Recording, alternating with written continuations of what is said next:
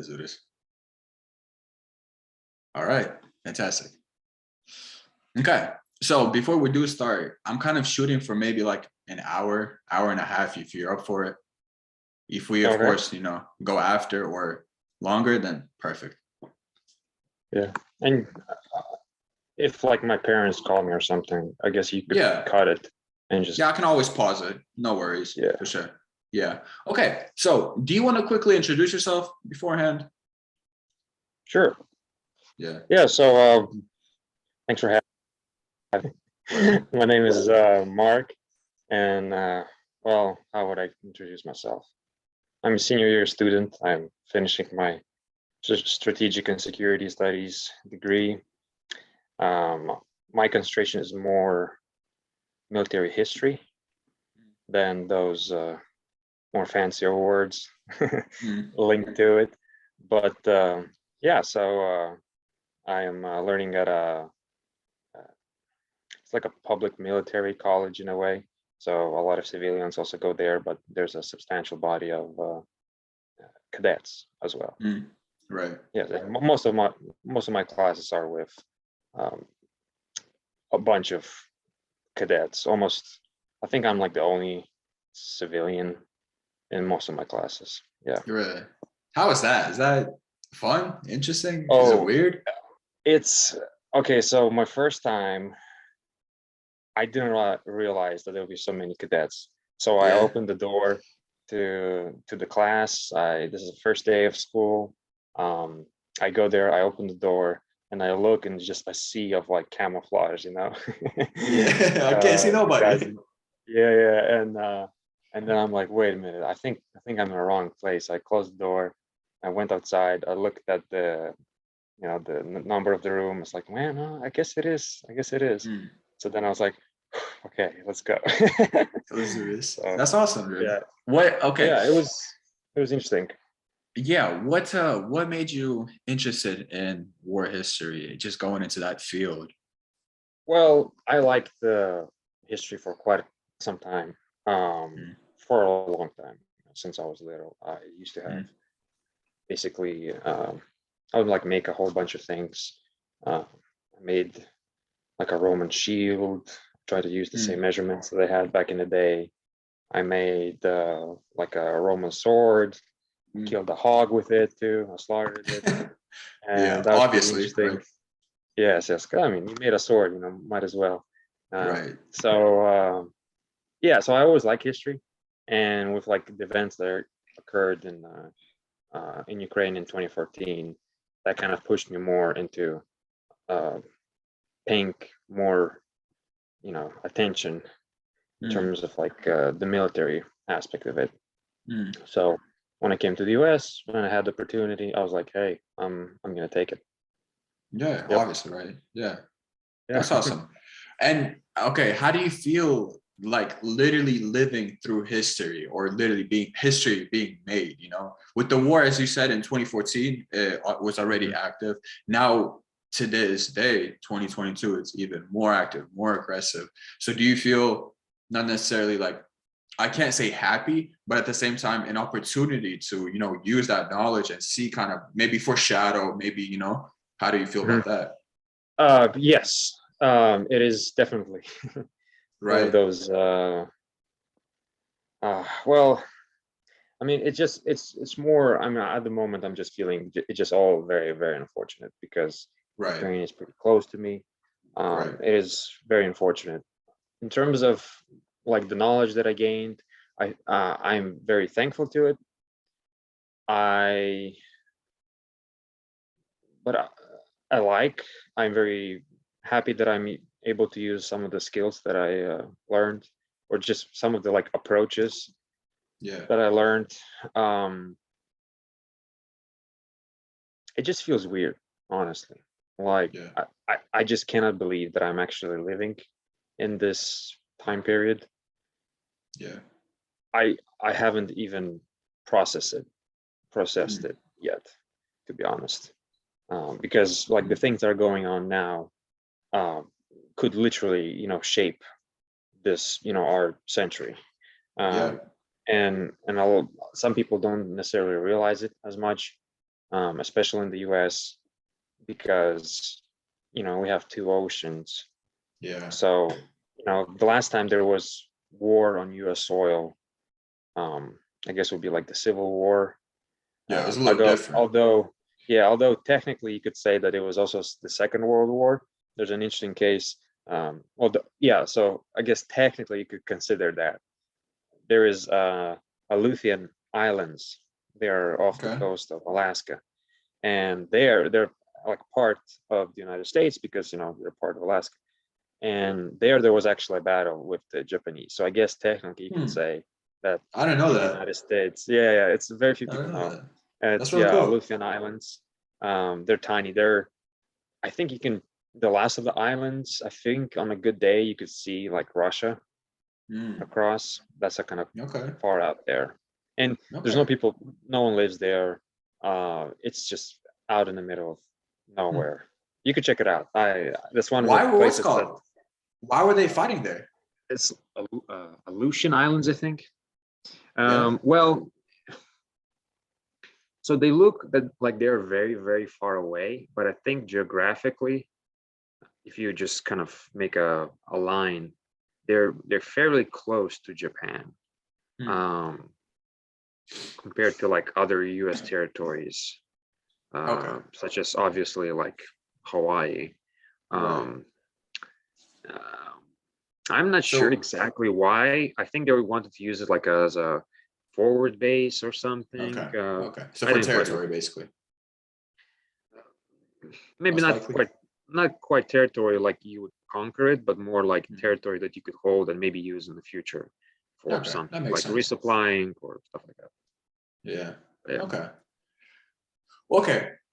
I guess I don't know. How do you feel about just diving in, right?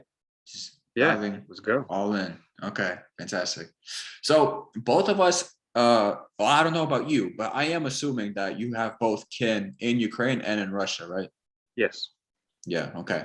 So with this going on, with your knowledge, how do you feel about the war? Obviously, it's sad, unfortunate, but the whole outlook and how it occurred and what all is going on with the propaganda on both sides. I know we've already talked about this. Talk about resources, like what do you use? Who do you look at? What do you read? You feel to dive in? So generally, I try to not necessarily watch like news channels, like your mainstream ones. I think just over the years, it kind of became more like opinion platforms rather than news. So generally, I try to not watch them, especially if it's like domestic U.S. politics. But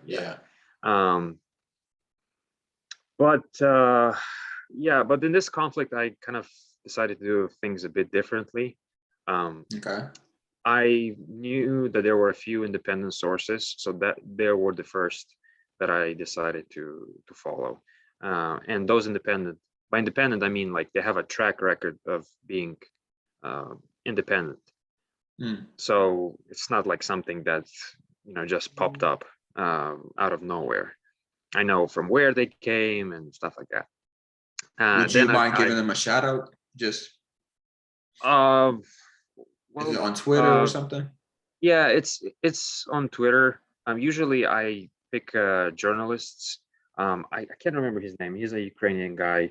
Something Ilya. I'm forgetting his last name. Okay, no worries. But maybe like you could put it in the description. I'll send it for sure later. Yeah, let's do it.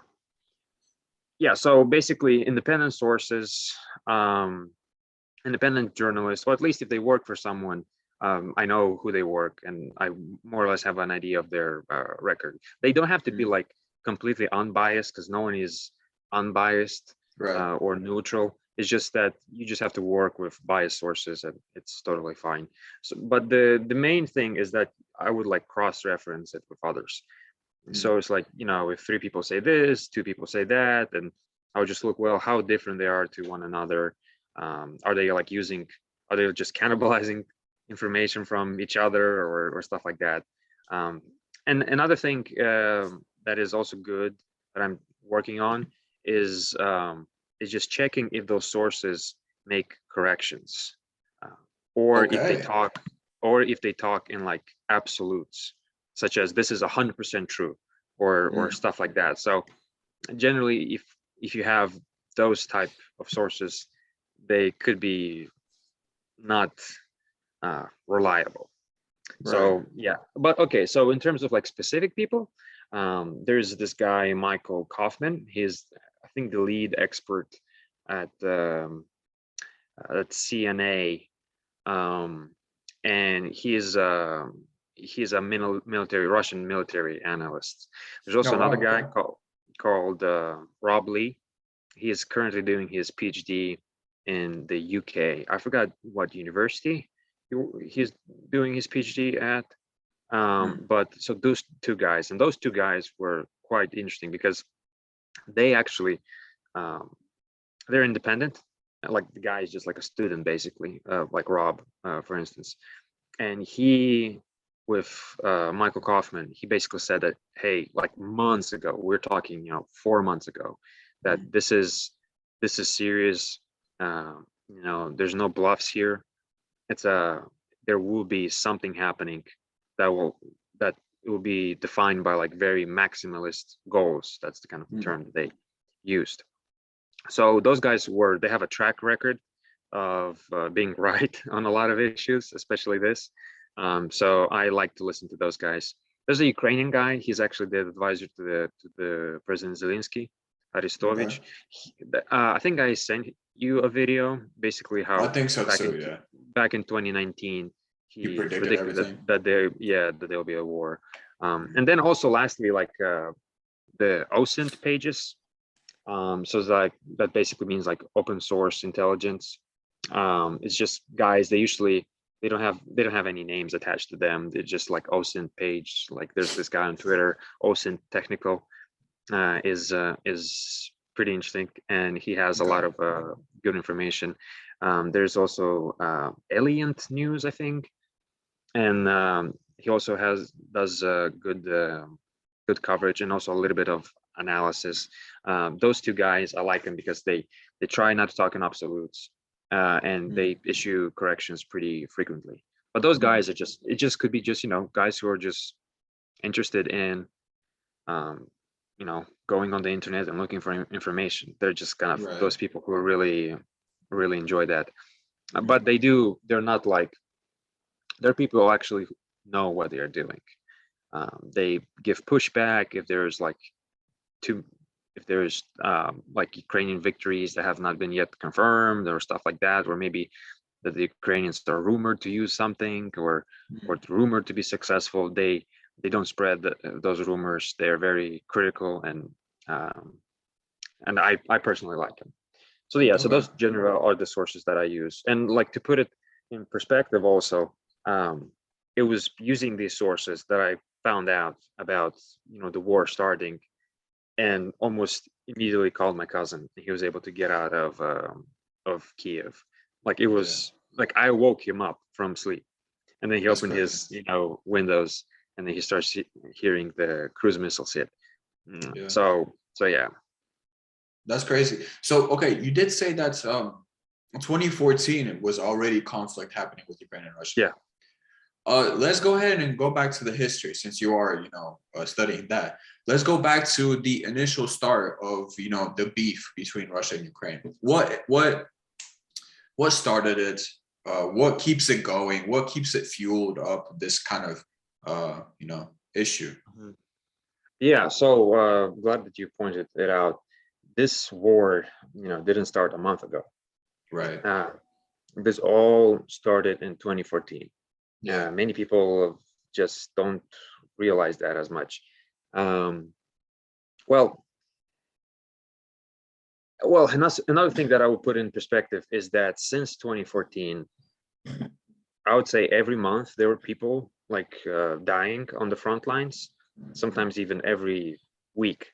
So again, this is just to give like an understanding. Like I think just from the Ukrainian side alone, like if you don't count what happened on February 24th when the second invasion happened, if you don't count that, Ukraine lost, well, like dead. I mean, about the same amount of soldiers as the US during the war in Iraq that started from 2013, that basically lasted almost, 2 decades. Forever. Yeah. So they lost about the same.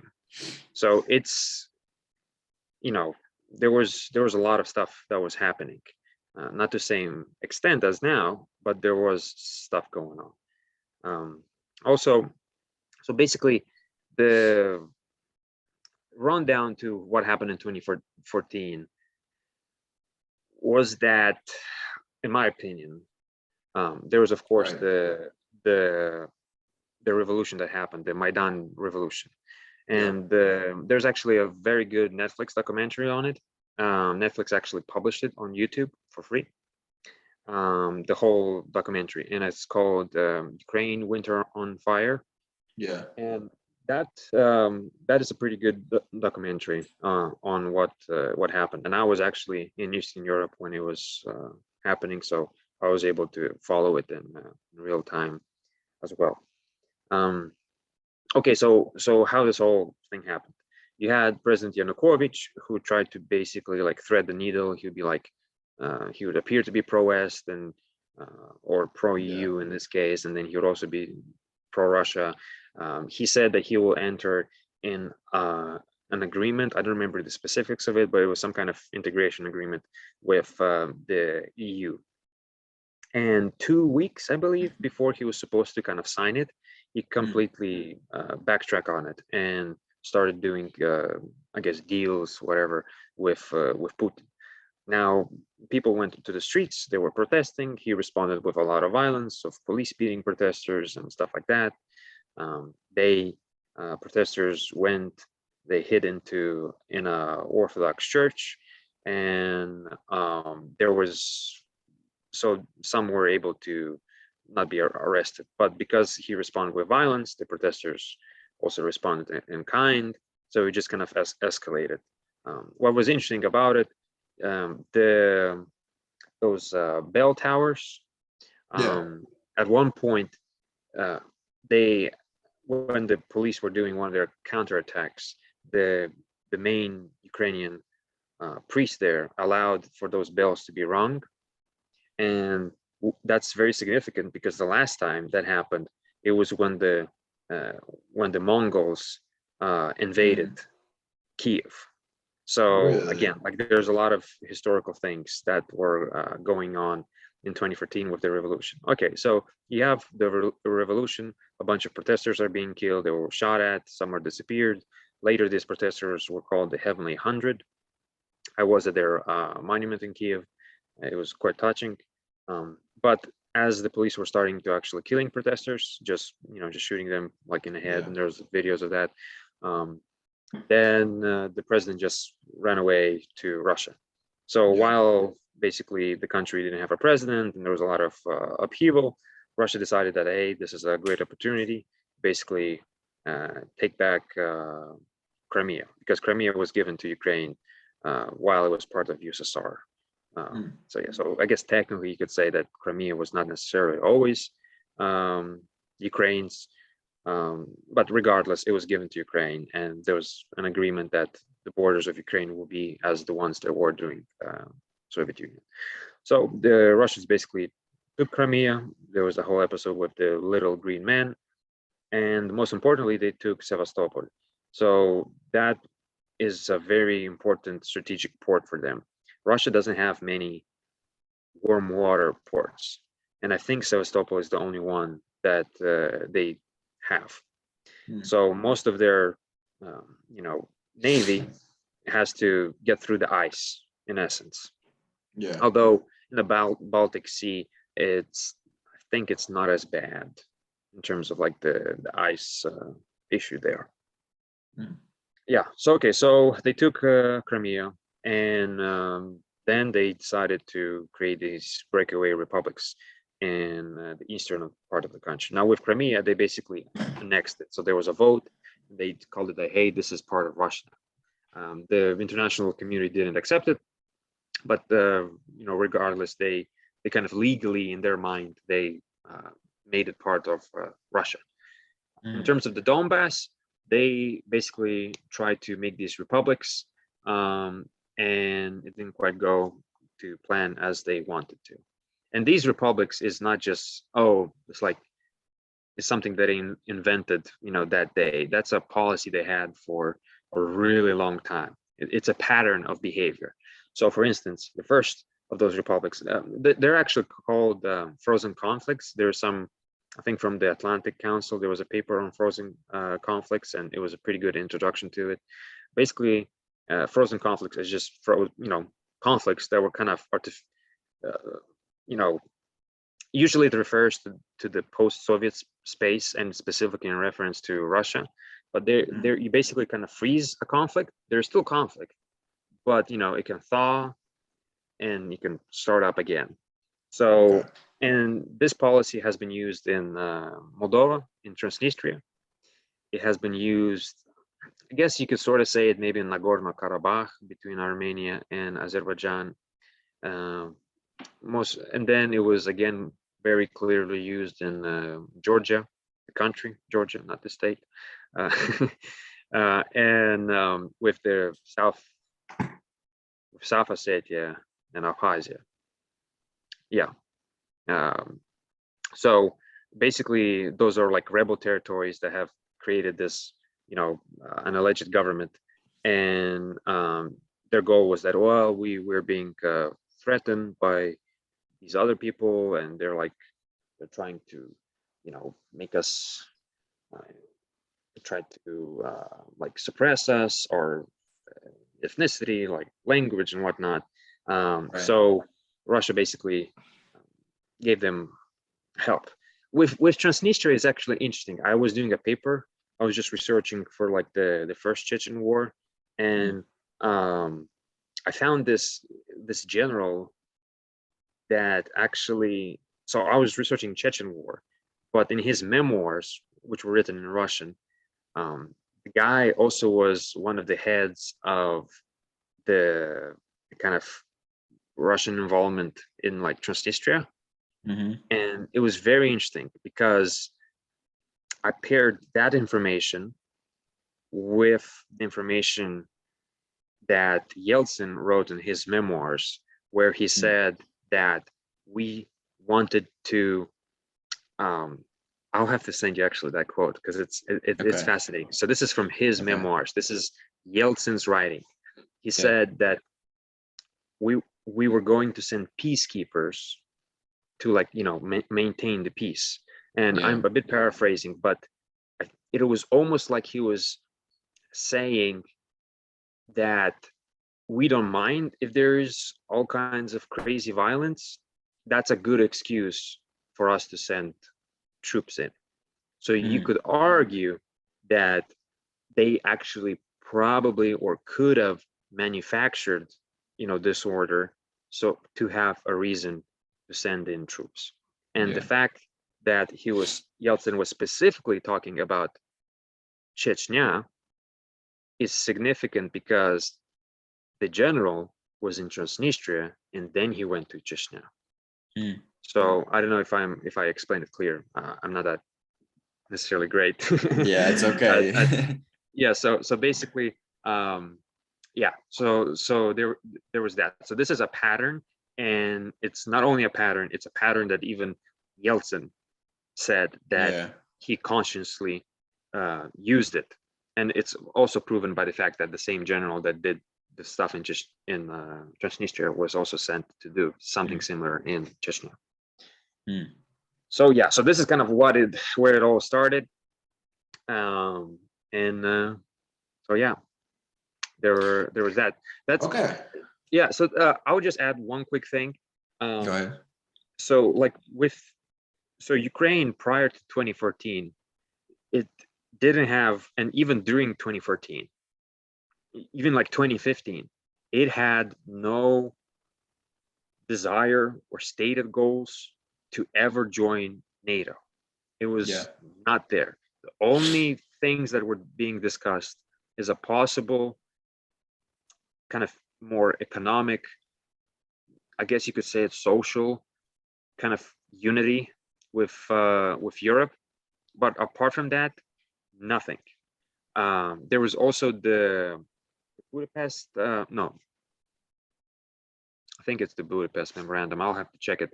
But basically, Ukraine, after the collapse of the Soviet Union, it was the third country in rank in terms of nuclear weapons. It had like 1,300 nuclear warheads. So, and I kind of compared it. It's basically you could gather all the nuclear warheads that every country, even currently has, apart from Russia and the US. So if you take those out, Ukraine still had more. So this is in terms of perspective. And they basically gave them all away for territories, like security guarantees, basically that, you know, the borders of Ukraine will be respected. And the signatories were, of course, Russia, I think the UK and the US. Now, they didn't say that they would, if something did happen, like an invasion, they didn't say that they would protect Ukraine, but that they will assist it as much as they can. And this was like in '94, I think.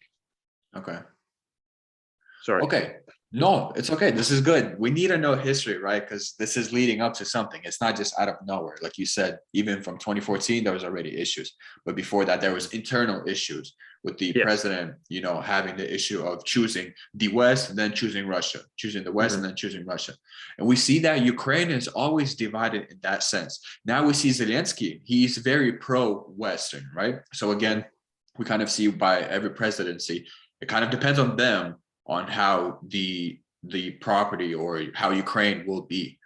So why is it that Ukraine is such a major factor in that sense? Why is Russia fighting for Ukraine, or not necessarily fighting, but is so against it joining NATO? And then why is the West so pro for Ukraine joining NATO? So if you can kind of give some insight. I'll disagree on that. I don't think go ahead. I don't think the West even remotely wants Ukraine to join NATO. I don't think. Even Zelensky said that it looks like we can't join NATO because our friends are just not. So there's this thing in NATO. It's like the open door policy. It's like the door is always open. So not for Ukraine though, huh? Well, it's not only for Ukraine. There's for a whole bunch of countries. Right. So I would kind of disagree on that. I don't think. Can you repeat your question? Because I answered the part that I disagree, but I didn't answer what I agree on. So what kind of the initial question is we see how Ukraine is such an important territory for Russia. And every time that Ukraine, so not the West wants Ukraine, but whenever Ukraine wants to go to the West, when it wants to join NATO, Russia gets all angry and all, hysteric. Yes. Why is that? Yes. I honestly don't know. I thought I knew it before the reinvasion, I guess. Yeah. I'm not sure. I'll just kind of voice some of my perspectives. Okay. The thing is, so I made a presentation. So at university, during this, the ongoing war, I've been there, already 2.5 years, I think. There, barely anyone was really talking about Ukraine. Like in all of my classes, when we would talk about recent wars, it's like the topic of Ukraine almost didn't come up. I was just blown away by it. I put in effort to actually make people think about it, to mention Ukraine and whatnot.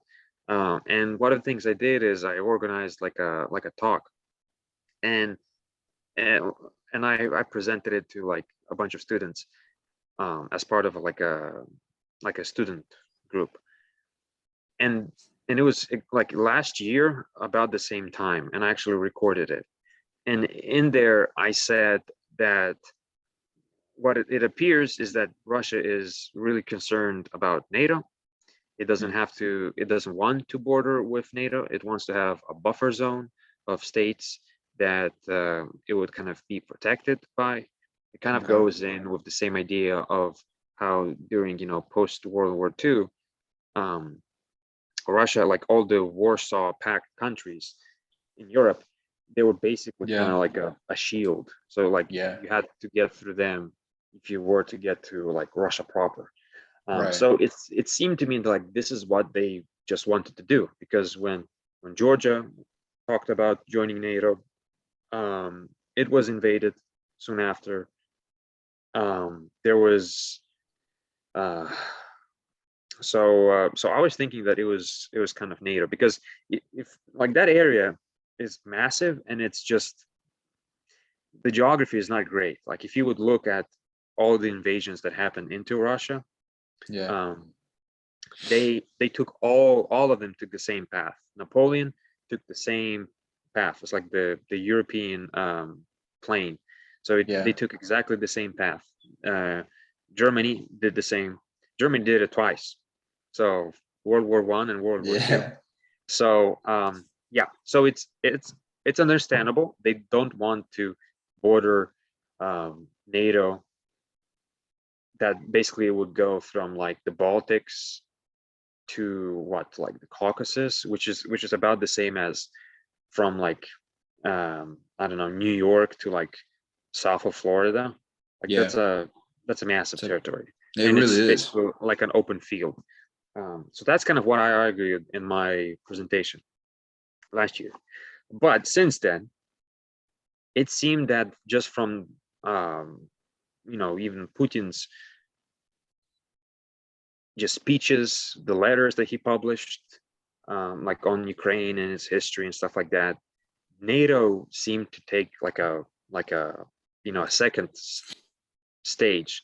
Like the first stage, it felt like he just wanted to, make Russia great again, in a way, through gaining of new territories and stuff like that. So honestly, I don't even know. I think the NATO is kind of like almost like a red herring. Like he's not actually serious about it. And I would also point out something.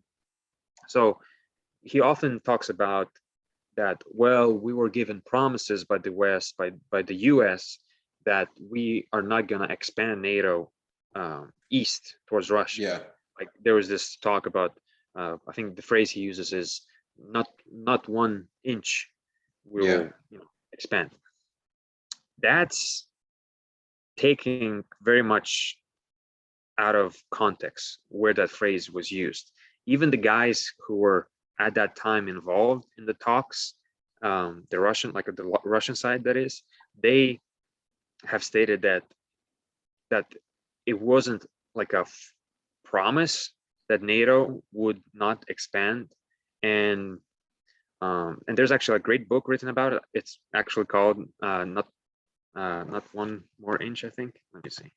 And it's on Amazon. It was published I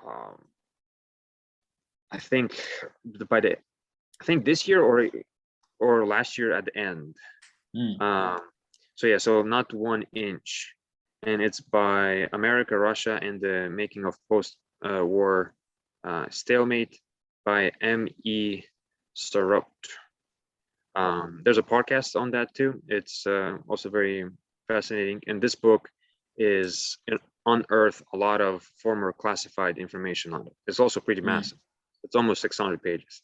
So and it's a very good source, and I think it will rebuke very much the argument that is often paraded in like Russian media in terms of like, oh, we were cheated by the West. Right.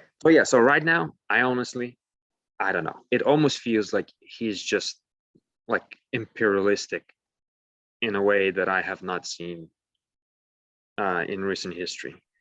Really? I don't know what's going on. That's interesting, because again, like you said, I think initially in I guess 2014 when it started, and now in 2022 when it ramped up, the violence did. I think the initial reasoning behind it was for the, for that barrier to be with the West and Russia. And it does make sense. But like you said, with the argument that you had, but now no longer stands. Why is it that it no longer stands? Because it still makes sense, because the West or NATO did seem to kind of push more towards Russia. And it did look like Russia was more scared. So she was like, all right, we're going to have to do something about it. I would disagree. Why is because Zelensky campaigned on a peace platform. Okay. He was so much like pro-peace that many Ukrainians like almost like nicknamed him Compromise Zelensky. Well, maybe not most, but there were some Ukrainians.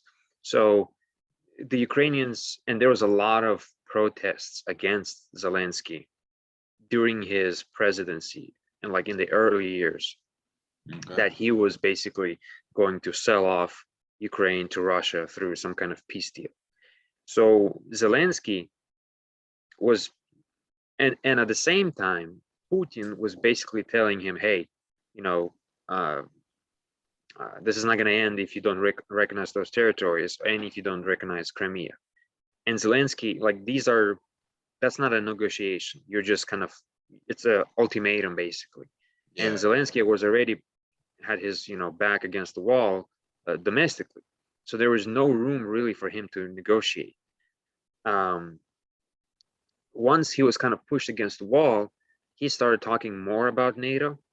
And the more Russia started threatening him, the more he started talking about NATO. But the thing is, from NATO, I personally didn't see any indication that they were going to let Ukraine in.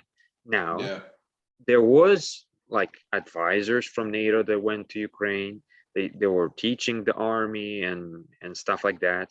Okay, that's okay. But it would not, Ukraine was not on the pathway of joining NATO.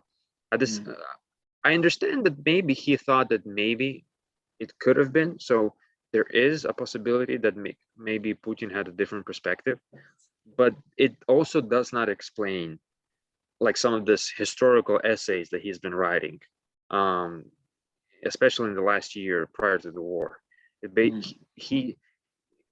He started just bluntly saying that Ukraine as a country didn't exist, that it never existed, that it was just created out of thin air by Lenin. It was in a way that he was saying that the Ukrainian culture, language, and just the nation of Ukraine doesn't exist, and it's a mistake. We can deal with it as we want.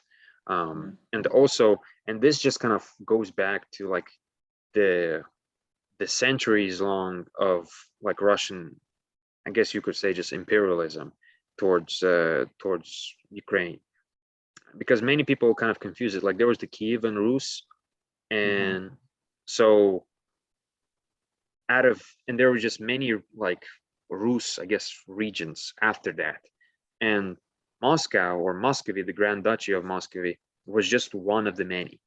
But over the years, Muscovy was able to conquer the others. And Ukraine was an interesting case because it was between basically Muscovy and the Polish-Lithuanian Commonwealth. But regardless of that, there were time periods when Ukrainians rebelled either against the Poles or against the Russians, and they had their own state. There was like Bogdan Khmelnytsky was one of the leaders that led a huge revolt. There was a campaign actually. I think the guy who came after him had a military alliance and a campaign against the Russians with the Turks, the Ottoman Turks. So you see, history kind of repeats itself, because now Turkey is kind of helping Ukraine in terms of drones. So Ukraine was independent, and that's a fact. And it's also a fact that historically Russia tried to erase its culture. So there was this term. Now, some people would disagree with me, but I'll just voice it regardless. So they would refer to the Ukrainians as Malarusi, and to me, I kind of understand this as, as a very, I think the term is like diminutive. So like, oh, these are kind of like, they're not fully grown, like we need to like educate them. So, and this kind of brought in that they would make it illegal to speak Ukrainian. They would kind of do this co-option of the elite, where the elite would speak Russian, and they'll be like pushed to speak Russian, because if they speak Ukrainian, they'll be like, oh, you speak like the poor man's language or something along those lines. So there was that. There was stifling of Ukrainian culture. It's like folk history and all kinds of stuff. And then you also have the kind of going back into the future. You have the after the Bolshevik Revolution in Ukraine, there was, it wasn't a functional state, but there was a Ukrainian state, like in the 1918, 19, or 1920, actually. There was Semyon Petlura was the guy's name, who was kind of the head of the Ukrainian state, and they were fighting against the Russians and against the Poles. There was also this anarchist dude, I'm blanking on his name, Makhno, there it is. He had like I think like a black flag with I think like a skull on it. Makes you think about pirates, but he was like a completely anarchist guy, and he had his region that he was controlling. But basically, eventually, the Russians defeated those guys, and they created the Ukrainian Republic. Then there was also in the 30s, you have the Holodomor, which is the man-made famine, where starting from 3 million to 7 million Ukrainians were starved to death. And this was purposely organized because Ukraine was the breadbasket of the whole region, and they just took away all the grain. So people just starved. And in a lot of the places that starved were later, the Russians brought in a bunch of ethnic Russians in. So those regions after that had a more like a pro-Russia tilt, and even like in elections in like modern Ukraine. So and they're also like predominantly Russian speaking. Not that that means much currently, because everyone is united in Ukraine. So that's kind of like just a brief. Not a brief. It was a bit long. No worries. But okay, so again, why do you think it ramped up to what it is now? In 2014, initial start. And it wasn't as to this point. There was still kind of, I guess, concern, or there was, there's still war on the low. But now it's literally public. Now it's worldwide. Everybody knows that everybody's, pushing for something, for some kind of agenda. Why now? What changed, if anything? Did Putin all of a sudden? I think the extent of it. It's just the scale of it. The world couldn't ignore it anymore. And I mean, just to put in perspective, like there hasn't been a war of this scale in Europe since World War II. Russia is the largest country in Europe. Ukraine is the second largest country in Europe by size. Ukraine has 40 million people. This is a conflict between two countries that, I mean, on the European continent, we have not seen since World War II. The scale of it is also massive. Russia, although, well, to be honest, they didn't quite invade with a whole lot of troops, like only 200,000. I thought that they would never invade with so few troops. I thought that at least they had to have like 400,000 troops. We know that Ukraine has veterans of the, since 2014, because they would like rotate, right? Yeah. Has about like 400,000 veterans. Yeah. This is so, yeah. So it's big armies, and it's very much conventional. In the morning, you had, I think, by like some Western estimates, like 1,000 rockets were sent or like used against Ukraine. So in terms of, so why did people started paying attention? The scale of it. Second is that there was the buildup, the Russian buildup around Ukraine happened. I think it started about spring-ish, I think in April last year, and it Okay. lasted until, so it was like almost a full year They of just continue to build up their army and their yeah, presence on the border. yeah. So they started a little bit in spring, kind of beginning of summer, then they kind of scaled back, and then they started again, and they just started And building was there more a and more. reason to it? No. I don't recall any kind of explanation.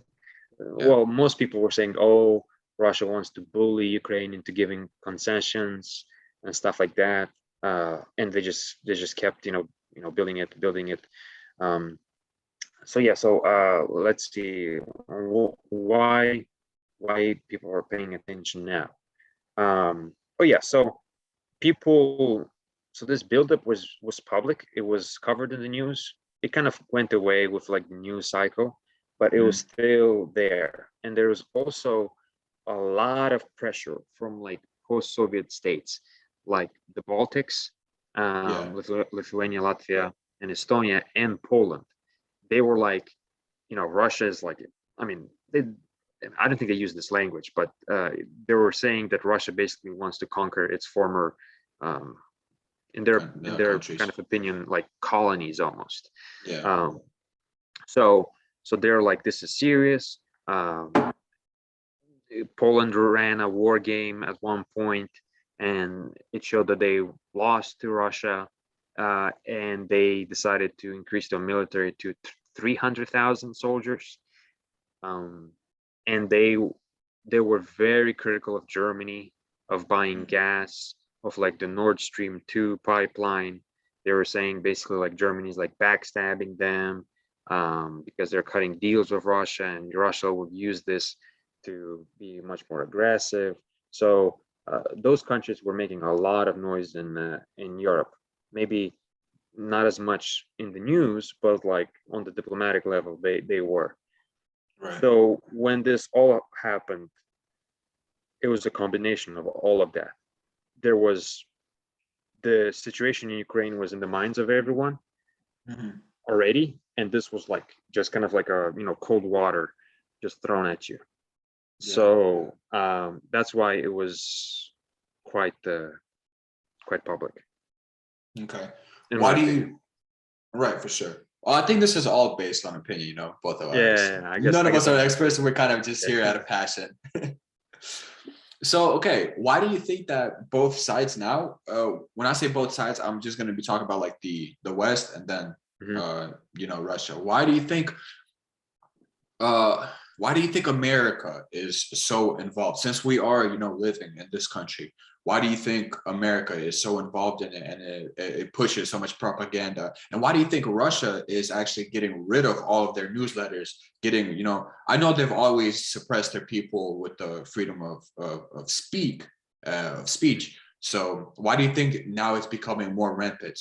We see Russians going on the streets, they're doing their deeds saying that we don't want this, nobody wants this. We see now, it feels like the whole world is, all for Ukraine. Or like Russians that, go protest with blank pieces of paper, and they're being arrested, and they are. Yeah. So, okay. So why is it the US involved? It was because they made those security promises for the nuclear weapons that I mentioned before. So it was the UK and the US. I actually, let me check it real quick. I want to be as precise as I can. The Budapest Memorandum.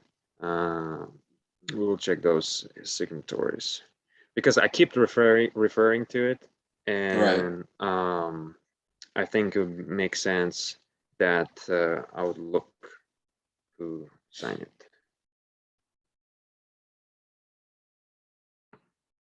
Okay, so according to Wikipedia, well, let's just go by Wikipedia. People will check it afterwards. So original signatories: Belarus, Kazakhstan, Ukraine, Russia, United States, and the UK. So I guess we'll look at Russia, US, and UK. So I guess I was right.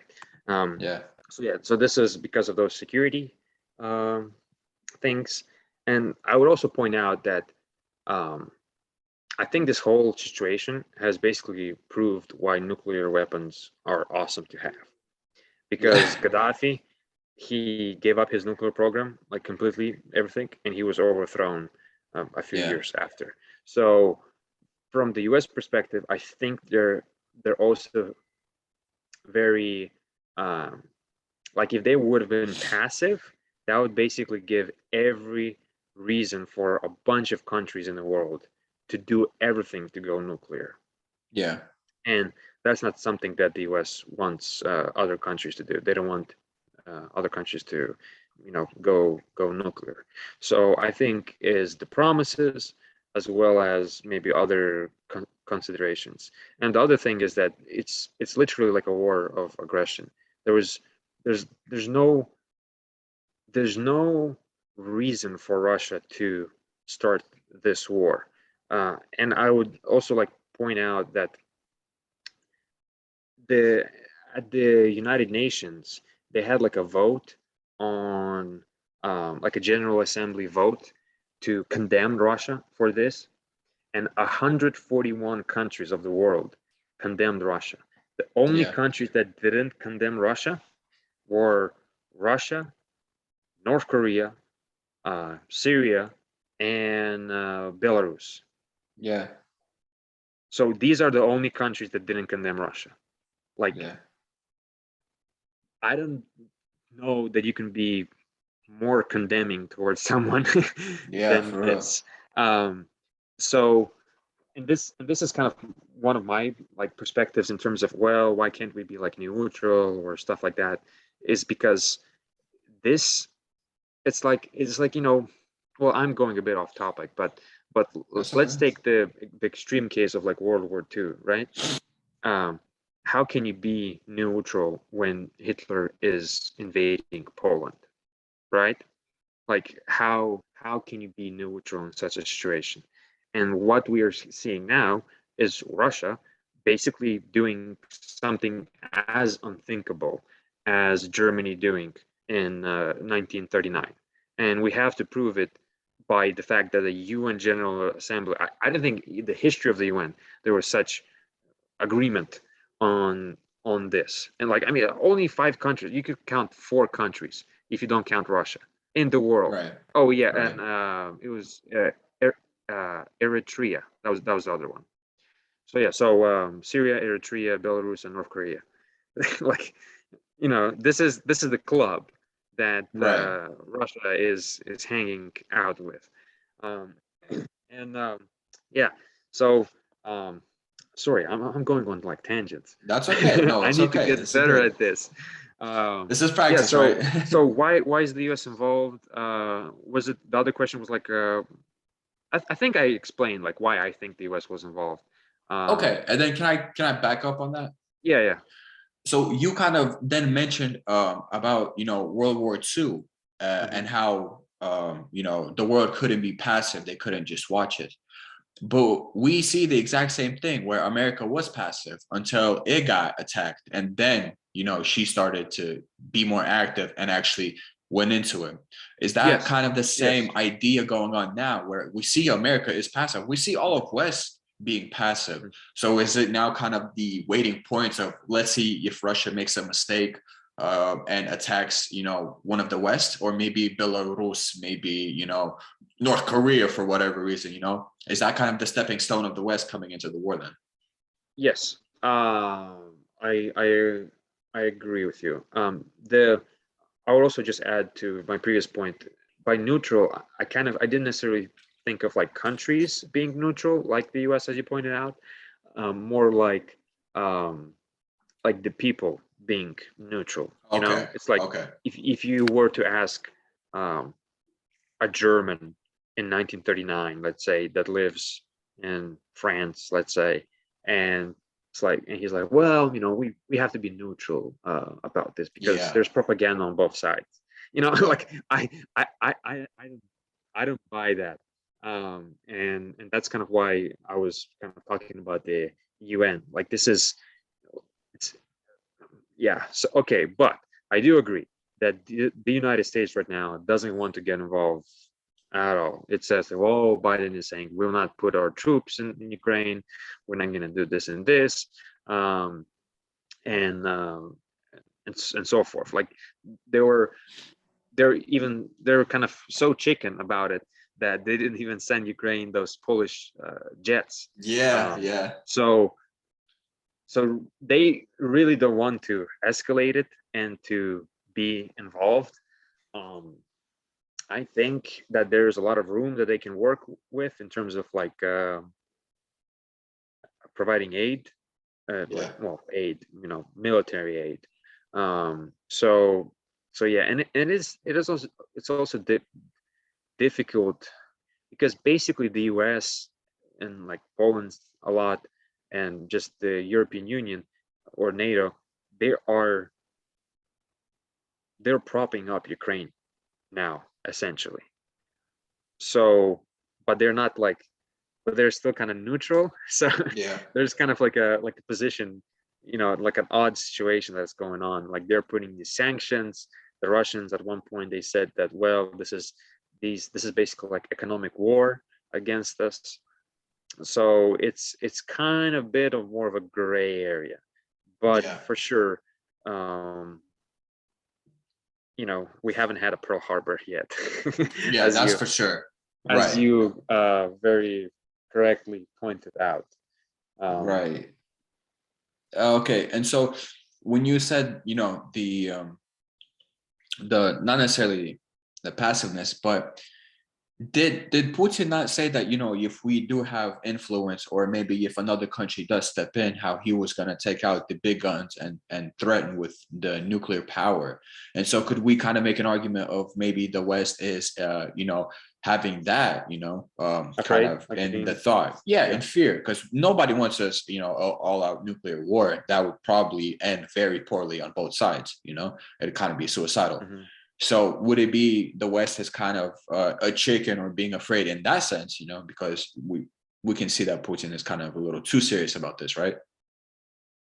I think yes. I think the US. I think you're on mute. I can't hear you. Oh, you're not on mute, are you? No. No. Oh no! Did I lose you? No, I'm here. Oops.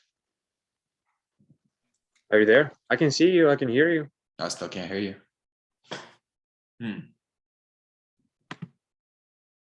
How about now? No. Okay, I'm gonna pause real quick. All right. Okay, so we had some technical difficulties, but we're back on. Yeah.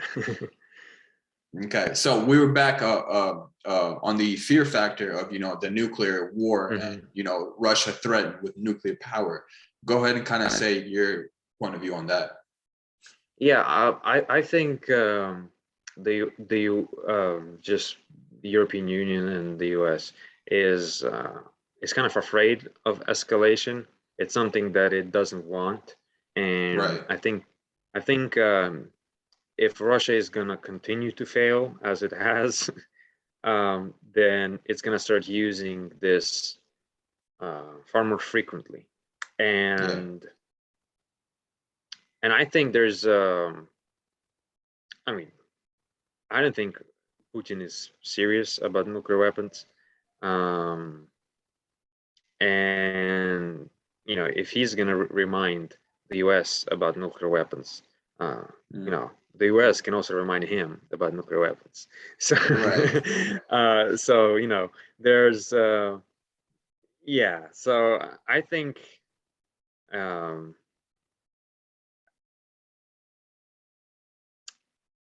there's some people who are very concerned by it. I'm not so much. I don't think. I think even if he were to use nuclear weapons, just like one or two, it might not be good in Kremlin. Yeah. Like, it might not last for long. So, but yeah, and I I think that's about it. That's kind of my opinion. Okay. I guess the next question is, where would you kind of see this leading to? Russia hoped, or Putin hoped, that it would be, a quick one and done type of deal. We see that Ukraine is pulling it off. They're holding their ground. How long do you see this happening, and what do you see the outcome of it? I think the Ukraine is prepared. Well, has prepared for a long war. Yeah. It looks like Russia is now preparing and is ready to go into a long war too. Really? Yeah, and because there was, like, yesterday or even today, there was a speech by these, like, Russian generals, and they kind of said that the first stage has been completed. So the language of the first stage implies, I don't think they were thinking that's going to last this long, but now that they're using this verbiage, it basically means that they are looking at it as a long-term war, and it looks like it's gonna last. I would say that May would be a very important point in the war, and I'm basing that on some of the positions that the advisor to Zelensky, Arestovich, what he said. Because right now they have stalled in a lot of areas, and I don't know what they'll be doing. It's just like, for them to, there's no information that the Russians even have, like a theater commander. So there's no, like, one person that is in charge of all of it. It's just like a bunch of generals in very different areas fighting. So I guess now, since they're planning for a long war, they probably could put a kind of supreme, commander, and we'll see how it's going to go from there. But I think it's going to be like an attritional war, and you're going to see a lot of. It's not going to be a lot of offenses. There'll be a lot of kind of more positional, a bunch of airstrikes, use of artillery, and stuff like that. And in terms of, like, civilian casualties, it's going to be bad. Like, we could, I think, like, in terms of all people dead, it's going to be massive. And you have, like, stuff in Mariupol, where people are already starting to just die of hunger. So it's I'm not sure how it's going to go. Do you see Ukraine holding off any longer? Because we know that in battle, the defense is typically offense. We don't see Ukraine any offensive positioning. They're all in the defense positioning. Can Russia? No, go ahead. No. I mean, yes. Like, again, yes, we haven't seen the Ukraine doing any kind of large scale offensives. Yeah, I agree. Exactly. There's some, like, they're taking some ground. They're taking some ground, It's not like they're just only sitting on the defensive. All They right, just right. cannot. They just cannot really. They have the people for an offensive. They just don't have the like the. You need to have like big guns. You need to have tanks. You need to have vehicles. So Right. they don't have enough of those, and that's why they cannot really do an offensive, like a large scale offensive. But Ukraine doesn't necessarily need to do that. So Yeah. there's this idea, and it was voiced by officers in the USSR. And, well, it has been used through the ages, but they basically argued for defense in depth. So you resist, and you just kind of allow the enemy to get into your territory. Right. That basically stretches the supply lines, which you can already start, destroying. So you are essentially weakening him the longer that this goes. Yeah. So this seems to be kind of what Ukraine has done. They allowed Russian forces to be overstretched, and they're attacking their logistics. Mm. I think Ukraine can, like, Ukraine has. I think Ukraine like you could make the argument that maybe time is on Ukraine's side actually. Yeah. So Ukraine could be on the defensive for like half a year, let's say. Mm. And in half a year, Russia will really start feeling the sanctions. And the Yeah. West will be putting other sanctions too, and they'll be tightening the screws around those sanctions. So the Russian public will start feeling it much more. There'll be more pressure on the government. Ukraine is in a total war. Everyone is mobilized. Like there's not enough weapons actually to give to people because people want to take up Yeah. arms. So like at least they have 400,000 soldiers, and Russia, I think at the moment has in Ukraine has about 200,000 soldiers, and they're scraping the bottom of the barrel Yeah. to to get other soldiers. They're not calling in general mobilization in Russia, and even if they did, I don't think they would have. They they would accomplished as much. Even if they took half of Ukraine, you know, Yeah.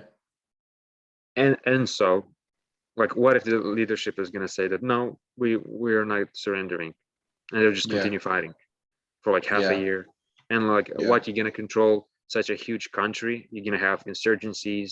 You're going to have snipers always. You will have like people assassinating Yeah. Russian puppet politicians. It's going to be like a mess. Like it's going to be like Right. you'll be basically in a insurgency, like it'll be like a Afghanistan in the areas that you are occupying, and in the areas that you're not, you're actually fighting a full-scale war. So I think Ukraine has the potential to persevere. Winning is a very weird concept because what does winning Yeah. mean? Um, if your whole country is being destroyed and you sort of, you come out of it with like Russian troops leaving your country, I guess you could technically say that you won. This is in the Right. best of the case of the scenarios, but you have a completely, you just have to, you're a completely destroyed country in a way. Right. So there's that, but I think this is going to be a long war, and I hope that it will maybe end sometime in May, but I hope also that it will not end at the cost of like at great cost to Ukraine in terms of like what it, because like Russia apparently told them that they want Ukraine to have a military of only 50,000. I mean, Yeah. like this is Yeah. no, this is just madness. So there's that. Hey, there's also another thing. I today I was reading. I'm gonna screenshot it. So this is a Duma member, it's like Russian parliament. So Okay. this is a translated version. Um, so he says, and this guy's young. This is not an old geezer. Yeah. Russia may conduct a full-scale offensive on Poland, the Baltic states, and Kazakhstan as part of a global military special operation on demilitarization and denazification. Interesting. So there's no talk about NATO here. Right. So this Yeah. is this is what I'm talking about. And like I want to see those Kazakhstani Nazis. Like Yeah. where are they? So I mean it's just hard. Hmm. Like I don't know what's going on in their minds. It's just, and like their propaganda is also just off the charts. It's like, you know, Yeah. they were saying that um the US with Ukraine made these this virus that goes onto like migratory birds, and it's gonna fly Really. uh towards Russia, Hmm. and it's gonna infect. It's like, oh, I guess those migratory birds, you know, they're not gonna come back to Ukraine, or like Really. like this Yeah. It is makes no sense. no, yeah. So like their propaganda is just bonkers, and Yeah. um so I don't know what to make out of all of it, to be honest. Well, okay. Since you did mention the whole kind of like propaganda and the whole virus thing, there's, I think there's two main conspiracies. I don't know if we can label them conspiracies because one of them is factual evidence. And that's the biolabs found in Ukraine and the connection it has with America. And then the other one is the whole Nazi thing that keeps on coming up with the, like, you know, with the Russian propaganda. You know, Mhm. that the people that are doing this, killing their own kin, Mhm. are these Nazis, these I guess just people that want Ukraine down. You know, they're Yeah. claiming that they're the ones that are hiding behind the children, using the civilians as, you know, body armor and so forth. When that comes up, or when that is being said, what can you personally make out of it, or how do you view on all of that stuff? Well, there's two things. There's the Nazi uh, part of it, and there's the using civilians as shields. So, uh, like using civilians as shields is not something that they're doing, that I've seen, that I've heard, that I've like, you know, people that I know. Like this is just, that's all just, you know, we Okay, could so just leave it. But before hold on, yeah. I apologize. Before we do keep continuing, I did see a video, and I can probably send it to you Mhm. afterwards, of Yeah. this one Ukrainian lady. And I don't know how accurate this is. I don't know where this was from, but again, it seemed like it was in Ukraine. And you know, this lady that ran a kindergarten, you know, she was speaking to a I guess a general, maybe it was.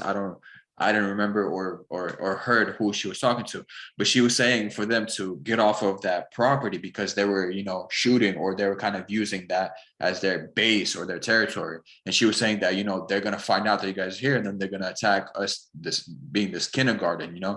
Mhm. And I guess they use that type of information, those type of videos, to use in the sense of, you know, using Yeah. civilians as Yeah. protection. Yeah. Yeah. They, yes. I agree, but it's the civilian shields. So let me give you like a specific example. So Right. ISIS, when during the Battle of Mosul, they didn't allow any civilians to get out. They would shoot at civilians as there were, um, if they tried to get out, Yeah.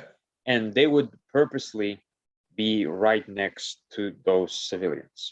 Um, so let's now use this shield discussion to Ukraine. I have not seen Ukraine putting um, like like multiple run MLRS systems right next to residential areas, or putting in artillery right in residential areas. I have seen photos of Russian artillery in like a field, not in a field, in a like in a park, basically, like a tiny park surrounded by residential houses. So if like there should be pictures of a lot of them of Ukrainians doing the same, and I have not seen. You maybe have this example that you're talking about. It could be like, I guess for that to be considered a civilian shield, is that they would have to be there and not let the civilians get out of there. Yeah, so, and then, a shield also implies that you don't hit a shield. Well, not that you hit, yeah, like a shield is, it's something that you would protect. I mean, I guess, yes, obviously you would hit it. Maybe that wasn't a great example, because, but yeah, well, it implies, I think, that, well, we are with civilians, so you shouldn't target us, or something along those lines. Or I guess that should dissuade the Russians from hitting those targets. But we also see that they're routinely hitting those targets. You had that in Mariupol. There's like a satellite photo. They wrote kids, the word "Дети," on the front of the building and on the back with it was asphalt, and they wrote it with like something that was white, and it was big letters. Interesting. And that building was the only one in its vicinity that had a very bright red roof. And as far as sources say, about 300 people were buried alive under the building, and its majority were kids, because there's a video like a week before how the people are walking in the building, and it's a lot of kids. So I mean, there's that. Now regarding the Nazis, I would point out that, well, I'm going to point out a lot of things. So the Ukrainian president is Jewish. He had people, his family, that died during World War II because they were Jewish. I think he's I think the head of the presidential office, Yermak, I think that guy might be Jewish too. But regardless, we know that Zelensky won like a landslide victory. So there's that. Now let's look at the parties. So they're far right parties that are in Ukraine, and they are those parties. At most, they got something like 2% of the vote. It was at the peak, and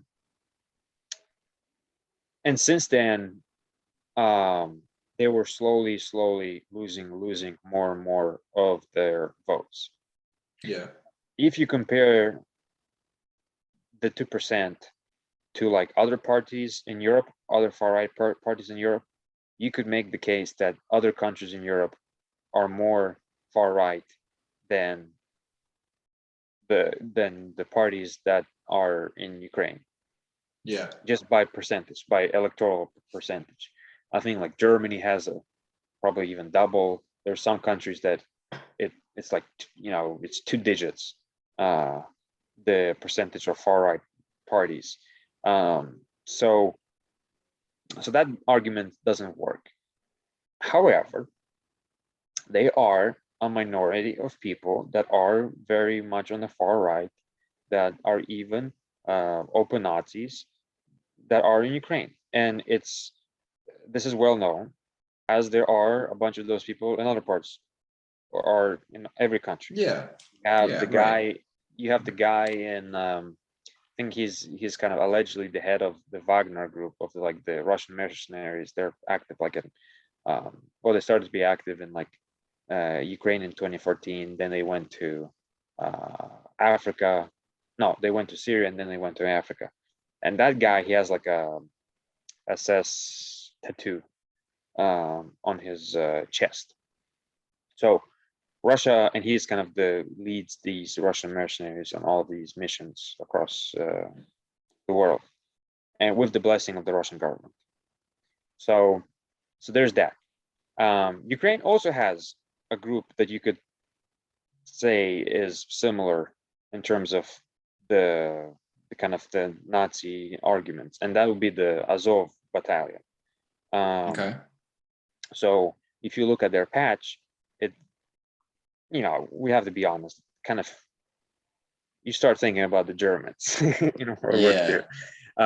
So they're those guys. The history of those guys is that in 2014, the military was absolutely almost like useless. The Ukrainian military, it was just gutted, and they were volunteers. They were actually part of the ultras, the football kind of hooligans, and they united and they organized themselves into this volunteer unit. They went east to stabilize some of those cities and to actually fight in some of those cities. The government was just giving out weapons to everyone who was willing to go and fight, because they didn't have enough people. And Azov were one of those guys that went and they fought, and they took Mariupol. So from the kind of pro-Russian elements, and they at that time, a lot of the members of the group, percentage-wise, were far right.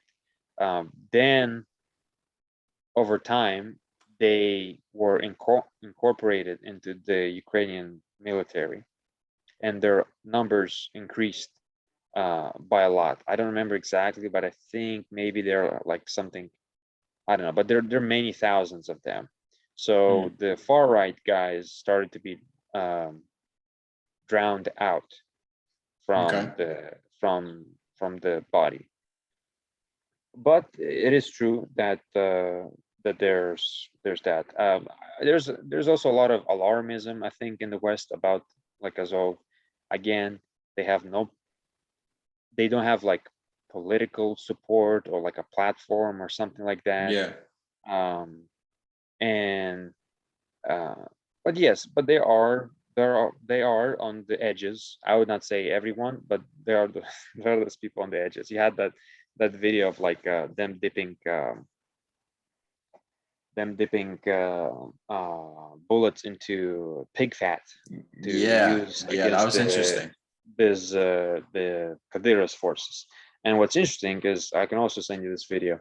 Arestovich, so the advisor to the president, today made a video, and he said that we have to be respectful to all people of our faiths, especially to our brothers in arms who are Chechens, and they're fighting on our side against the Russians. And he basically said that I understand that emotions are high now, and we want to get back against the Kadyrov forces, but we have to keep our heads basically cool and not be disrespectful to the people who are fighting with us against Russia. Right. Because a lot of Chechens came from Chechnya. Well, at least those who are, had to retreat after Russia won the war. They're now in Ukraine. They're fighting. There's also like Ukrainian Muslims.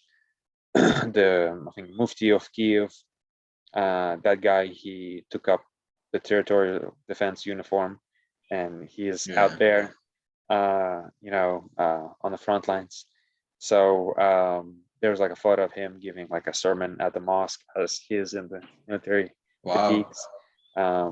So there's that. I think that yes, there are a few, but if you compare it to most of other countries, it's not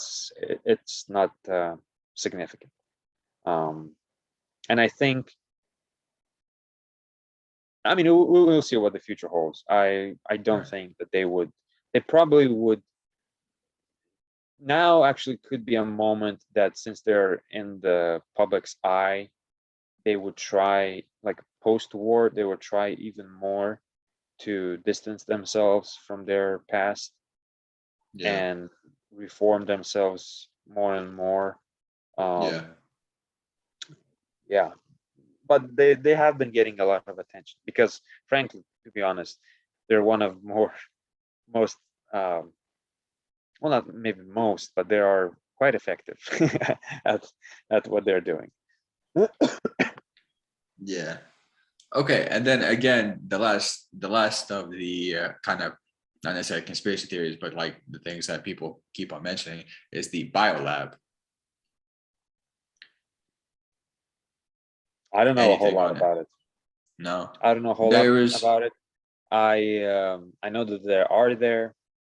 Some people are saying that, well, it's, those biolabs are across the world. You have yeah. some are saying, well, that's where, if you want to get a COVID test and you send it somewhere, that's basically a biolab. Some people do this. I honestly don't know about it. If it's in the context of like of connected to like weapons or something like that, I don't think that makes sense, because why would you start doing any kind of research in like military biolabs or whatever in a country that is at war, like in the past 7 years or 8 years? It doesn't quite fit. Like if you Right. want to open a military biolab, out of the list of countries that you pick, you're not going to pick a country that is currently at war. Right. Right. It would not really make sense, especially on the doorstep of such a big and powerful country. So like Right. I don't quite necessarily get The the whole basis of reasoning, it. yeah, why that would be something that people would like sign up for. Why not do it, you know somewhere else? Like, Right. For sure. but I think, it's not something that, people have a valid concern about it. And um because, I mean, we still don't know how COVID started. Like, what's the whole thing Right. about Exactly. that? So there's a lot of weird stuff going on. So but I just don't think it just doesn't. I just don't understand why, like, the reasoning. Why would you pick a country that is currently at war and base on, have a biolab in the military sense, maybe doing something Right. sketchy militarily? Why you would pick a country that is so unstable? For You sure. know, you could have picked, I don't know, you could have picked Japan. I guess it would be more Yeah. safe. And literally any other country. Literally any other country. And you would want to Yeah. pick a country that, the enemies could not, sniff around, whatnot. So Exactly. you Yeah. probably want to get someone who is more or less allied with you, and Right. doesn't have a big threat looming over it. Could it be the fact that like how we see the connection with Hunter Biden, and Ukraine. Mhm. So we see the Biden family, that they're interconnected with Ukraine, that they have kind of, I guess, power in a sense, influence. That's a better Yeah. word. They have influence in Ukraine. So, there was a sense of maybe it was easier, cheaper, or potentially you could do more sketchy stuff in this country because you have more influence, and it's maybe not as I don't want to say this, but maybe not as like developed as these other countries, because Yeah, there yeah, was yeah. I mean, Ukraine has a big one, has had, and I mean, now I guess it's on hold, but it has had a issue with like corruption and right, all of that. The I guess I would kind of maybe agree more with your position, but it's only in like a more private right, kind of setting. It's not agree. you. Even if you had these connections, Biden just recently became president, and like the U.S. government under Trump would have not have signed up on something that the Bidens were, kind of That's very true. Very working. true. Yeah. So yeah, so that's When kind of my stance, right? When it comes to the biolab, they did some research and they found that it was actually not it wasn't initially supported or even started by Biden, but by Obama. So they had the connection of all way back then. Okay, so way back, yeah. Yeah, so it's actually before Trump, but I'm curious if Trump even knew, or did anything about it. Most likely not, but whatever. It really doesn't matter. But we see maybe what I was kind of trying to do is maybe tie in the connection of America being so, or not even America, but the West in a sense being so for Ukraine because they're using them for their positioning maybe, or to just use them for experiment, or Yeah, I would kind of disagree on that. They're just it way doesn't better stand true. options. Yeah. I mean, they're just way better options. That's kind of my opinion on it. Yeah. And just Ukraine was never like an area that the US was interested in, or That's just very true. Yeah. it's really like, so in like the military analyst circles, what they're talking about now, well, not now, but like 2 years ago even, well, 3 years ago, but I guess once Biden became president, they're talking about the pivot to Asia. So they are talking about that they are pivoting with their like, I don't know, interest towards China, that it Yeah. sees China as the great competitor of the United States. So Yeah. they have been doing this, and that's kind of their argument why they pulled out from Afghanistan, is that, oh, well, we did it because we want to concentrate on China. And it just eats up a bunch of our resources, and it's not being put to good use. Right. So yeah, so that's kind of the yeah. So I think that they were not interested in Ukraine, and it just doesn't kind of make sense to me. Like, why Ukraine? Why, I don't know. It just doesn't fit. Like, sometimes, even like in conspiracy theories, sometimes even conspiracy theories are like, I get that. Yeah. Yeah. but Honestly. but this situation, I'm not getting it. Yeah. Yeah. Yeah. It does feel like there's something behind, kind of in the sense of the veil, that there's definitely something that we're missing in a sense. But I Yeah, and mean, like, time will why tell, would, right? like if US had something, why would Spain be backing the US? Like Yeah. why, like, don't they have their own like intelligence agencies? Like, Yeah. every country in Europe has their own intelligence agencies, and like, what, they're going to get dragged into this for nothing? Like, it's just, you have to fool a whole lot of people That to is very get true. Yeah. to get that going. So that's kind of why I don't. I mean, I understand the concern, but I don't think it's real. Yeah. Yeah. When they did find out about the whole biolab, I think it was China. I could be wrong though. I think China brought it up into the public, and they were kind Oh, of like wanting US to be kind of and just to explain themselves. But I think all of the world, all of Europe, just kind of shot it down like this is of no concern currently. We have bigger things on our hands, which makes sense. hmm. Yeah, but that's interesting. I mean, there's something, something to it. Yeah. I mean, and we will see. Right. I think it's a minor thing. Like the Budapest Memorandum, the Yeah. promises are much bigger than Yeah. this. For sure. The Yeah,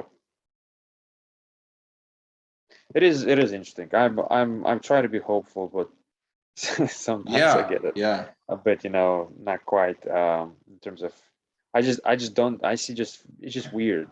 It's like this whole thing. It just kind of doesn't make sense in many yeah, ways. Like you're gonna invade a country with only like maximum 250,000 soldiers against a country that has been training its military for like 8 years. It's the second largest country in Europe. Um, and like you have crazy changes within Europe politically. Like Germany, they're they never had 2% of the GDP going to the military as yeah, required by NATO. When Trump was there, he was big into like shaming them, and there's like a photo of them just kind of sitting there and laughing. Well, now they're yeah. not laughing. Now Right, exactly. the guy who is now the chancellor, he is more uh he came from a party that was more kind of close to Russia historically than the person before him, and he just made a complete 180 turn. We're talking about Yeah, 20 years of German foreign policy making a complete 180 turn. You have um like today he said that it's irreversible, the fact that the EU will in the future stop importing Russian gas. Like yeah, you could never think about this. You have Switzerland taking a public stance in support of Ukraine and doing the yeah, which is crazy. following those sanctions. You have just decades long neutral Sweden sending weapons to Ukraine. Mm. I think they sent like something like 10,000 anti-tank weapons to Ukraine. I mean, it's just completely changed the European um, political and just military environment. Yeah, You have Finland. Before the war, only 25% of Finns supported joining NATO. Now it's like 65. yeah, So it just doesn't make sense to me why he would start a war. And if he wanted to protect against NATO, he's not accomplishing this. yeah. No, for Yeah. sure not. So I just don't know why. I'm just kind of lost for words. That's kind of a Yeah, bit of a personal rant. yeah. No, no, I for sure agree. I'm with you too. But you know how typically when it comes to America and Iraq, you know how they had that lifelong war, and then only afterwards, only like time passes, then we actually realize what that war was for, what was the Yeah, reasoning. I think it'll be kind like of the same thing here. Iraq and like Afghanistan also like quite quite stupid. Oh, Yeah, and the US has made many. Like in Iraq, they had more chances for success if they didn't. They just came into Iraq with such ignorance yeah, that's on yeah, almost unparalleled. Well, it's not quite. Maybe they're right there together with Russia yeah, now, but it was just crazy. It was yeah. such a mess, and um, but they stayed there for quite a while. That's true. Yeah, for way too long. So again, just like with that war, maybe over time we'll actually see the true colors and the reasoning of it. Yeah. Yeah, Although I don't know what was the reasoning for the Iraq War. I mean, I've heard it, but yeah, I have not. I don't think we can necessarily get to like the truth. It's yeah. interesting. It's like so. I'm taking one of my classes is int- like I have taken this class is Introduction to Intelligence, Okay. not psychology, obviously. Right, right. Yeah, the other type of intelligence, and So there, it was an interesting idea. They talked about how truth, like there's no truth in intelligence. There's just a high likelihood of something being close to reality. Okay. Can you kind of elaborate more on that? Yeah. So you try to, how I understood it is that you try to be as close to what is real and possible. Okay. So Okay. so you are so you're thinking, okay, so what's very likely and what is less likely, and Yeah. then you are trying to um, work out through a whole lot of information sources and types of information what is um, close to the situation at hand. Yeah. So when they like when you would give like an intelligence report, you're not giving truth to someone. Yeah. You're giving something that is very likely to be close to reality. Hmm. So and this is something that many people seem to misunderstand about like intelligence. Yeah. Is it's never truth. Like Yeah. it's just Hmm. uh, yeah, like even they don't think of it as That's interesting. Yeah, I never really thought about it. It's more of I just like never a thought about it. probability of actually being. Yeah, and I never thought about Hmm. it that way. It's like they they're almost like they're not relative. Like it's not like, you know, truth doesn't exist type of deal. You know, there's Right. some people. Right. It's they're not like that. They're it's kind of like an interesting space that they occupy. Yeah. Yeah. It's definitely different. Well, what's it called? Before, not necessarily before, but when all of this started, you know, Russia with Ukraine, I think a lot of people expected also to for China to take action with Taiwan. Mhm. Have you kind Well, of read not into that any? not not in the military analyst sources. No, No. they rejected that. There was no one, no serious kind of like academic or researcher that thought about Really? it. No, Huh. Okay. it's like people yeah, people talked about it, but um, no one really seriously because well, maybe I'll have to ask. So what do you mean? Like China would coordinate with Russia, or China would just use the opportunity? I think it was more of China would use the opportunity or kind of like Okay. a cover, you know? Mhm. Yeah. Um, Even with that, because the coordination basically that would be like impossible to like really Yeah. work it out. Um, in terms of using the opportunity, yeah. Well, no, even in that, I don't think I've seen anyone who kind of Yeah. That's interesting. thought Yeah. about it. Well, yeah, even now, you know, with everything going on, we see that China hasn't taken any action, which is, you know, thank God. Hopefully Yeah, they and won't. China is different because like China considers those territories as part of China. Like they've been part Yeah. of China for since the end of the Second World War too. Yeah. Yeah. Of the And Second World War. it's interesting also how China So isn't necessarily taking a side either on this war too. They're trying to, I guess, neutral in a sense. yeah, yeah, Yeah. they're trying to kind of thread the needle. We Yeah. will see because China also doesn't want to be sanctioned. Because these That is sanctions, true. what these sanctions do is that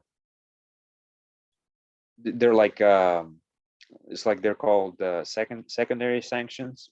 So basically, if you refuse to follow those sanctions, you'll be hit with similar sanctions yourself. So Yeah. Yeah. if Russians have gold and if that gold is sanctioned, if they try to sell the gold and someone buys it, the buyer will be sanctioned. Hmm. Um, Interesting. And that's why China's like, that's not something Yeah, we. probably not worth it.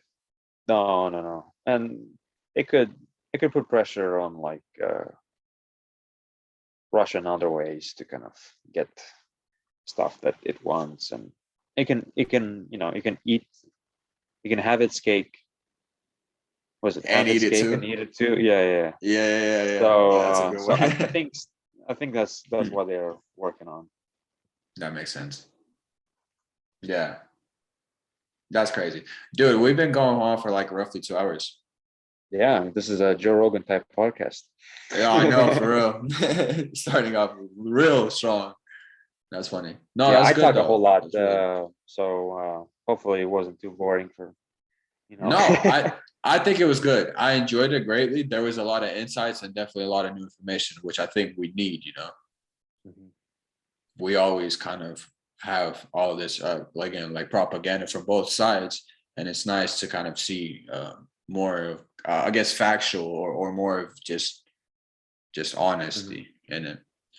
But yeah, man, I think this is good Yeah, ending point, right? As good as it gets. as good as it gets. I think Yeah, I've touched upon everything that we could have touched that's upon. good. Yeah, Oh, yeah, one thing about like U.S. propaganda. So, if you want to get like a good idea of like the type of propaganda that the United States does, because it's very different from like Russia. Russia is all right, right. it bases a lot of its propaganda on a whole lot of lies, and they kind of have Yeah, they have a very different approach to propaganda. Um, they're almost like creating like a parallel realities for their like Russian viewers. Like just okay, as example, um, my aunt who lives in the U.S. she watches only Russian news. okay. She didn't know that there was anything significant, like military significant, happening in Ukraine 4 days into the war. Yeah, She's like, "What's going on?" It's like the news doesn't say anything. yeah, So this is type of like the situation that's going on. Like, and then you have Russia banning Facebook, Instagram. YouTube could be on the chopping block. Google. So they're this is kind of like these are like signs of this is kind of like the foundation of setting these parallel reality kind of structures. And if you watch right. like Russian news, it's like the stuff that's been told there. It's kind of like what I read about the Duma guy. Yeah, So it's just really crazy. yeah. The US is not doing stuff like that. But if you want to see what the US is doing, you can check out Voice of America. Those guys are, I think, almost completely funded by the US government, and they Hmm. are like a news organization. But in essence, what they're doing is it's just propaganda. So if you want to see how the US does it or what they concentrate on, then that'll be uh, that'll be the place to look. Yeah. Well, one of the biggest things that was noticed as well is again with the biolabs, all of the American newscasts or news people were kind of saying, "Oh, we don't have biolabs in there," and then when Russia and China found them, made them public, they're like, "Oh, we do have biolabs, but they're not that serious." And then those Yeah, same exact people are like, "Well, now we kind of fear for Russia getting its hands on the biolabs," and it's like, well, we can't now trust you very well. You just lied to yeah, us like 3 times. This is kind of getting exhausted. But yeah, man, yeah. it's on both sides, just absolutely awful with that news. That's But true. yeah, that's good. Okay, man. Hey, and I do want to thank you honestly for the time No and problem. because this is No problem. fantastic. And as time goes by and there's new stuff, I definitely want to have this chat again. To continue on Okay. the information. Right. Good deal. Good deal. All right, man. I appreciate it. Well, I think I'm gonna be ending off here. Okay. All right, brother, See you, man. man. I'll be Don't seeing forget you. to save the recordings. Yeah, I know. Yeah, I will. I'll definitely have it good. Okay, I'll go All right, man. work on an essay. All right, Cheers. man. Stay safe. Good luck with it. Thanks. All right, have a good one, man. All right, gentlemen, ladies and gentlemen, that was long and great. Fantastic. Everybody, thank you for watching. If you're still to the end of the video, that's dedication for no reason. I appreciate it. Stay blessed, stay humble. We'll continue watching, we'll continue talking. Thank you.